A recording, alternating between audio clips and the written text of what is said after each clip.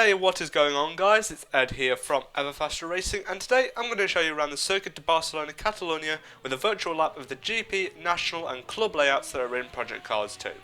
This track is situated in Catalonia, Spain, and is famous for hosting the Formula 1 Spanish Grand Prix as well as the MotoGP Catalan Grand Prix.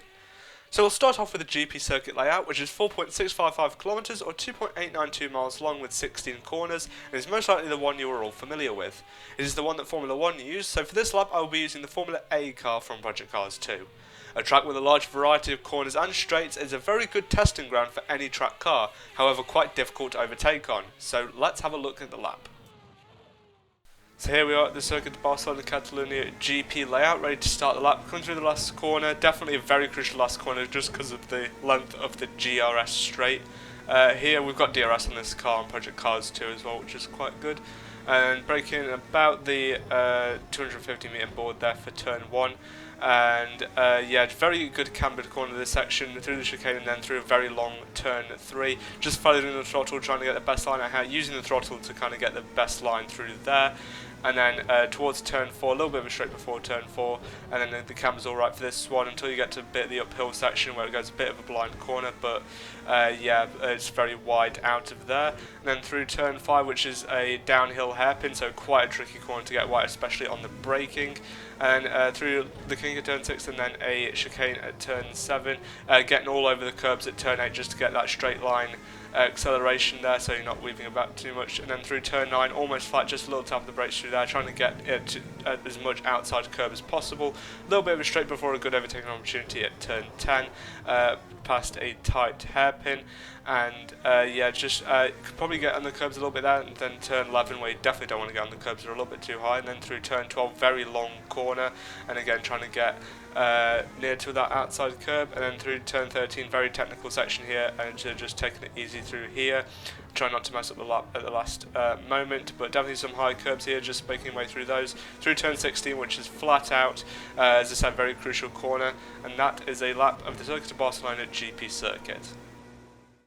So now we move on to the national layout, which is 3.06 kilometers or 1.9 miles long with 11 corners, and is a shortened version of the GP circuit.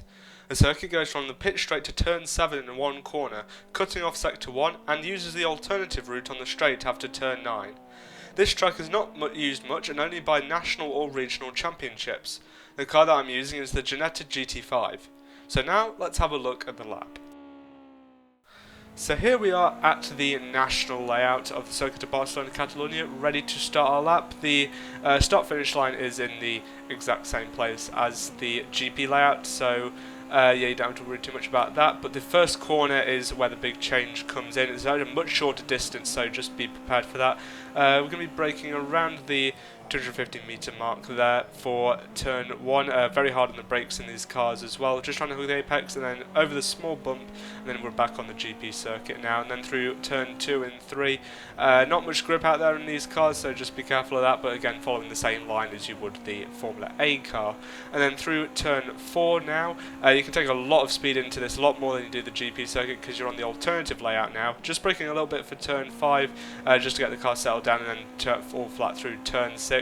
Trying to get the best speed possible, because turn 7 is the best overtaking opportunity of this lap, except for probably turn 1. And that's just the same hairpin we encountered last time. And yeah, we're back onto the more technical part of the circuit through turn 8 and then the very long turn 9, just trying to hook the apex there, just messing around with the wheel and the throttle just to kind of get the best line possible.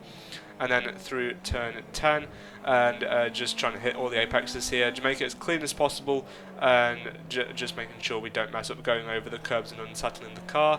And yeah, and all flat through turn 13 as well, because it's quite a wide corner and you need the speed as it is the longest straight. And that is my lap of the national layout.